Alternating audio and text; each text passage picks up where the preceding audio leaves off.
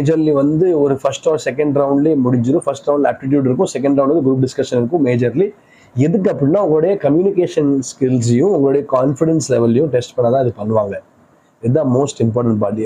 4 பேர் முன்னாடி பேச முடியுதா, இவங்க எப்படி ஷையாக ஃபீல் பண்ணுறாங்களா, 4 பேர் முன்னாடி பேசலாமா, கான்ஃபிடென்ட்டாக இருக்காங்களா, பேசிட்டு அடுத்தவங்களுக்கு சான்ஸ் கொடுக்காங்களா, இதே மாதிரி விஷயங்கள் உங்களுடைய லீடர்ஷிப் ஸ்கில்ஸும் அவங்க பார்ப்பாங்க.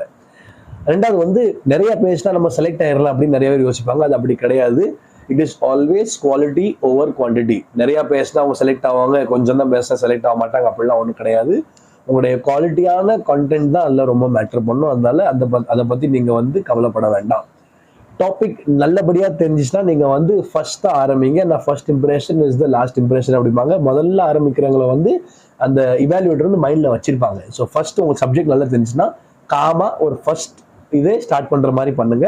ஒரு 30 to 40 செகண்ட்ஸில் வந்து அந்த ஸ்டேட்மெண்ட்டை நீங்கள் வந்து முடிச்சிடணும்.